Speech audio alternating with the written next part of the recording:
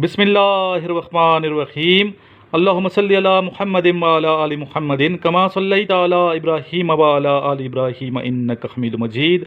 अल्लाहुम्मा बारिक अला मुहम्मदिन व अला आलि मुहम्मदिन कमा बारकता अला इब्राहीम व अला आलि इब्राहीम इन्नका हमीदुम मजीद।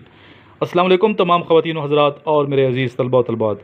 आज का ये लेक्चर उन तमाम स्टूडेंट्स के लिए बहुत ही मददगार साबित होगा जो इस टाइम इनिशियल टेस्ट की प्रिपरेशन कर रहे हैं।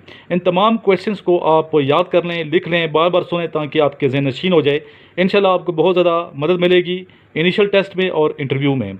नीचे मेरा मोबाइल नंबर लिखा हुआ है, इस पर आप मुझे व्हाट्सएप कर सकते हैं 032391619161। इस पर व्हाट्सएप करके इनिशियल टेस्ट और ISSB के जो रिसेंट नोट्स हैं वो मुझसे मंगवा सकते हैं। चलते हैं आज के फर्स्ट क्वेश्चन की जानिब।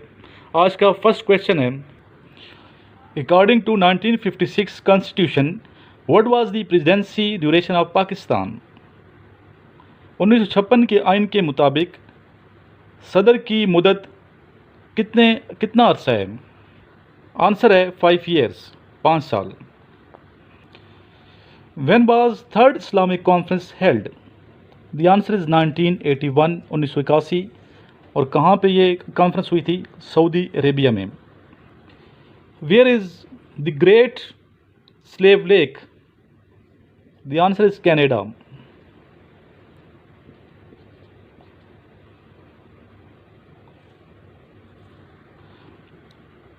ग्रेट स्लेव लेक कहाँ वाक़ है? कनाडा में वाक़ है।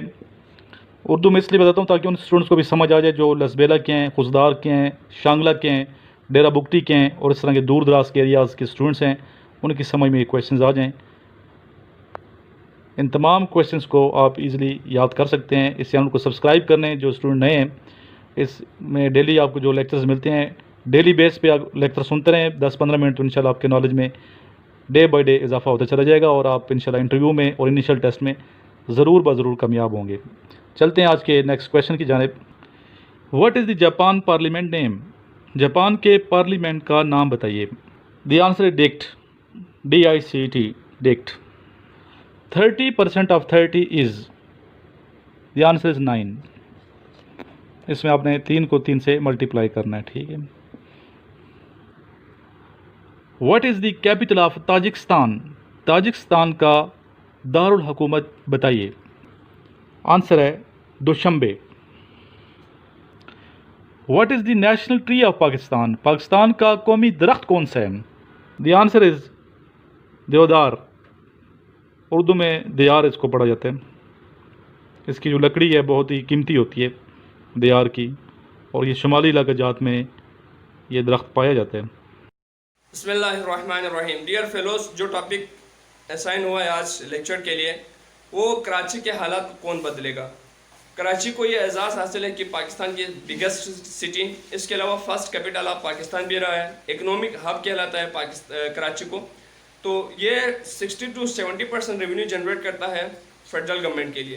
Provincial government 80 to 85% revenue Karachi generate करके देता है।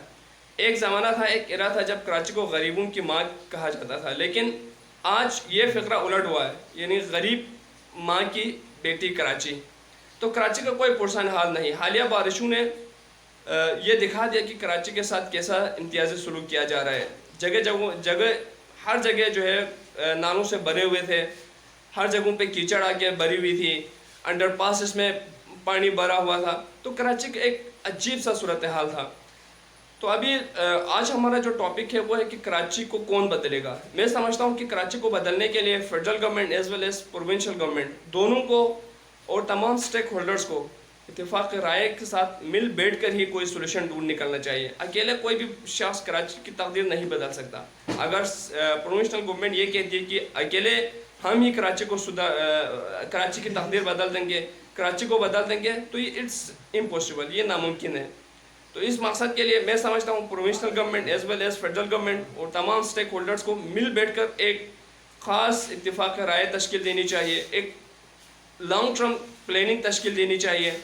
और सबसे बुनियादी जो मसला है कराची का, वो मैं समझता हूँ नदी नाले और ख़ास तौर पर नदी नालों में जो तजावुज़ात हैं, इस मसले को हल करना चाहिए। जब तक हम प्रॉपर ड्रेनेज सिस्टम को डेवलप नहीं कर पाएंगे, बारिशों के बाद आने वाली ये पानी हो गए, इस तरह के दूसरे इश्यूज़ को हम सोल्व नहीं कर सकेंगे। तो कचरा भी कराची का एक बहुत बड़ा मसला है, इसको सबसे पहले सॉर्ट आउट करनी चाहिए।